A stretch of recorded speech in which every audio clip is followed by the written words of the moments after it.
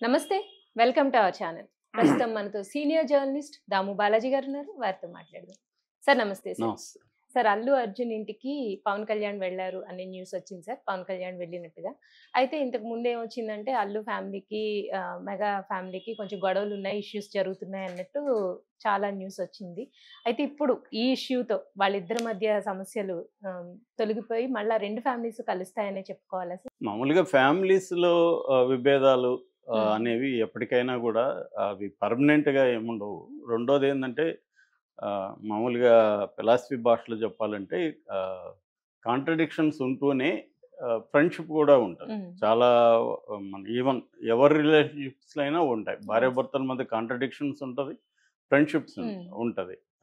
అంటే కాన్ఫ్లిక్ట్ హ్మ్. ఉంటది. అట్ ద సేమ్ టైమ్ అంటే ఏది డామినేట్ చేసేస్తే ఒకవేళ కాన్ఫ్లిక్ట్ డామినేట్ చేసినప్పుడు మాత్రమే అది బ్రేక్ అవుతుంది గానీ, హ్మ్. మామూలుగా అయితే ఎనీ రిలేషన్‌షిప్స్‌లో అవుంటాయి. 2 ఉంటాయి. సో, ఎందుకంటే మనకి చాలా సార్లు నచ్చము. అలాంటిది హ్మ్. మన పక్క వ్యక్తి అన్ని సార్లు నచ్చకపోవచ్చు. హ్మ్. మాక్సిమం మనం కాంప్రమైజ్ అయ్యి వెళ్తుంటాం. సమాజమైనా అంతే, వ్యక్తులైనా అంతే. సో, అలాగా వీళ్ళిద్దరి ఫ్యామిలీసు ఇంకా కలవలేని పరిస్థితయితే ఏం కాదు. హ్మ్.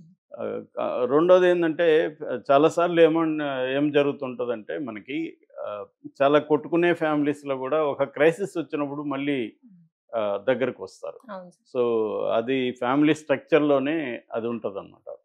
సో, అంటే ఏదైనా ఒక సీరియస్ క్రైసిస్ వచ్చినప్పుడు ఫైనల్‌గా నిలబడేది చాలా సార్లు నేను గమనిస్తే ఫ్రెండ్స్ కంటే కూడా ఫ్యామిలీస్ హ్మ్. నిలబడతారు. ఎందుకంటే అది స్ట్రక్చర్‌లో ఉన్న వెసులుబాటు. సో, అలాగా ఒక రకంగా ఆహ్, ఈయన రేవంత్ రెడ్డి ఈ 2 ఫ్యామిలీ‌ని కలిపినట్టు లెక్క. ఎందుకంటే ఇప్పుడు లేకపోతే నిజానికి 'పుష్ప'కి సంబంధించి ఎవరు గూడా అక్కడ వాళ్ళు మాట్లాడలేదు. హ్మ్. ఆహ్, అది హిట్ అవ్వాలని ఎవరు కోరుకోలేదు ఓపెన్‌గా. ఎవరో ఒక మెగా హీరోల్లో ఒకతను మాత్రమే హ్మ్. చేశాడు. నాగబాబు గూడా ఇండైరెక్ట్‌గా సినిమాన్నగా చూడండి, అన్ని సినిమాలు హిట్ అవ్వాలని కోరుకోండి ఇలాగ మాట్లాడాడు తప్ప 'పుష్ప' హిట్ అవ్వాలని వాళ్ళెవరు కోరుకోలేదు. సో, ఆ రకంగా కొంత గ్యాప్ అయితే వాళ్ళ మధ్య ఉంది. అది పొలిటికల్ అయిపోయింది. హ్మ్. వైసీపీ వాళ్ళు ఆహ్, అల్లు అర్జున్ వాళ్ళనేమి అడగలేదు. కానీ వాళ్ళు తీసుకొని ఆ సినిమాల్లో నుంచి కూడా లేని డైలాగ్స్‌ని క్రియేట్ చేసేసి హ్మ్. ఆ డైలాగ్స్ అంతా కూడా పవన్ కళ్యాణ్‌కి, చిరంజీవి ఫ్యామిలీకి తగిలే విధంగా ముఖ్యంగా పవన్ కళ్యాణ్‌కి తగిలే విధంగా వైసీపీ వాళ్ళు చేశారు. నిజానికి సినిమాలో ఆ డైలాగ్ లేవు. నేను దాని మీద వీడియో కూడా చేశాను. సో, ఈ వైసీపీ వాళ్ళు దీన్ని ఉపయోగించుకుందాం అనుకున్నారు. ఎందుకంటే ఆంధ్రప్రదేశ్‌లో ప్రతిదీ పాలిటిక్స్ అక్కడ. అవును. ఏ విషయమైనా దాన్ని పొలిటిసైజ్ చేసేస్తారు. సో, ఈ కాంటెక్స్ట్‌లో బన్నీ అంటే అల్లు అర్జున్ అరెస్ట్ అవ్వడం అనేది ఒక షాకింగ్‌గా ఉన్నింది. దాంతో ఇమ్మీడియేట్‌గానే నాగబాబు ఫస్ట్ ఎళ్ళాడు. దాని తర్వాత చిరంజీవి దంపతులు, సురేఖ గారు, చిరంజీవి వీళ్ళెళ్లారు.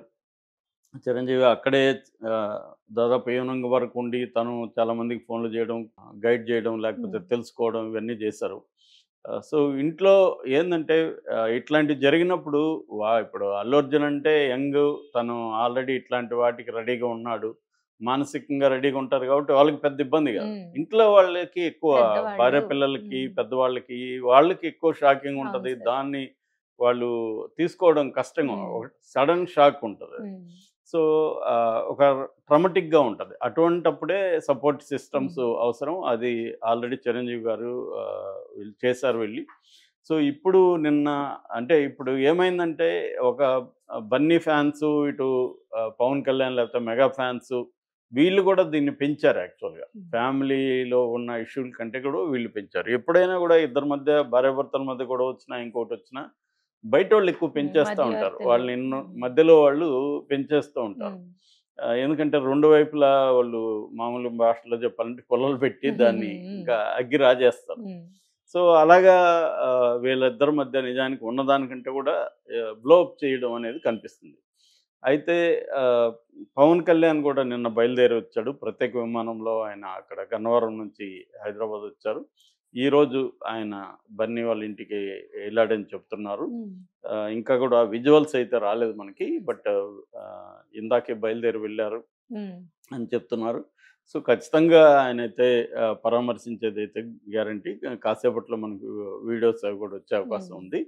సో ఆయన సో ఇది కానీ జరిగితే ఇద్దరికి కూడా ఉపయోగమే. అంతే ఎందుకంటే ఎవరికై వీళ్ళ ఫ్యామిలీస్‌లో గొడవ అనేది ఇద్దరికి కూడా సినిమాలకి నష్టం. ఎందుకంటే రేపు పొద్దున ఇప్పుడు 'పుష్పకి' ఎంత నెగటివిటీ ఉందో చూసాము. ఈ నెగటివిటీకి ప్రధాన కారణం ఎవరు? ఇటు జనసేన బ్యాచ్, పవన్ కళ్యాణ్ బ్యాచ్, ఇటు అల్లు అర్జున్ ఫ్యాన్స్ కదా. మన తెలుగుదేశం వాళ్ళు. ఉమ్, సో వాళ్ళు నెగటివిటీని ప్రమోట్ చేశారు. ఉమ్, సో ఇప్పుడు రేపొద్దున సంక్రాంతి 10వ తేదీ గేమ్ చేంజర్ రిలీజ్ ఉంది. గేమ్ చేంజర్కి కూడా కసిగా అల్లు అర్జున్ ఫ్యాన్స్ ఉమ్, దాన్ని నెగిటివ్ చేసే అవకాశం ఉంది. ఆల్రెడీ నెగిటివిటీ స్టార్ట్ అయింది.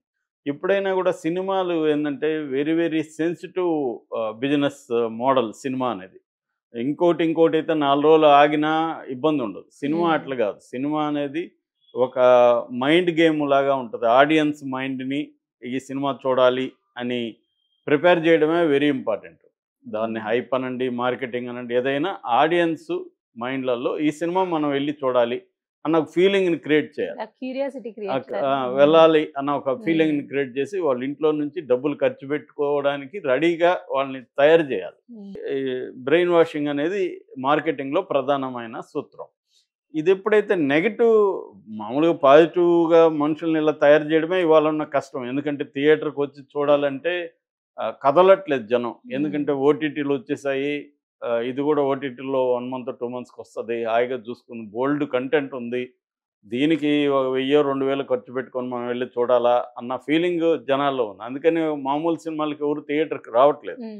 ఇలాంటిది అలాంటి వాళ్ళని థియేటర్కి రప్పించాలంటే ఎంతో ఖర్చు పెట్టాలి, ఎంతో వ్యూహం ఉండాలి, ఇవన్నీ ఉండాలి. అలాంటిది నెగిటివ్ మన సినిమాకు ఒక బ్యాచ్ నెగిటివ్గా తయారయ్యి నెగిటివ్ స్ప్రెడ్ చేస్తే నెగిటివిటీని ఎదుర్కొంటూ పాజిటివిటీని స్ప్రెడ్ చేయడం అనేది వెరీ వెరీ ఛాలెంజింగ్ అవుతుంది. సో అలాగా ఇప్పుడు రేపు పొద్దున రామ్ చరణ్ కూడా ఇది ప్రాబ్లం. ఎందుకంటే ఆల్రెడీ ఒక సెంటిమెంట్ ఉంది. మన రాజమౌళి సినిమాలలో హీరోలు తర్వాత వాళ్ళకి గండం ఉంది, ఫెయిల్యూర్ గండం అని. అది కొంతవరకు ఎన్టీఆర్ దాటాడు. ప్రభాస్ కూడా ఫేస్ చేశాడు. ఆ గండం ప్రభాస్కి తగిలింది.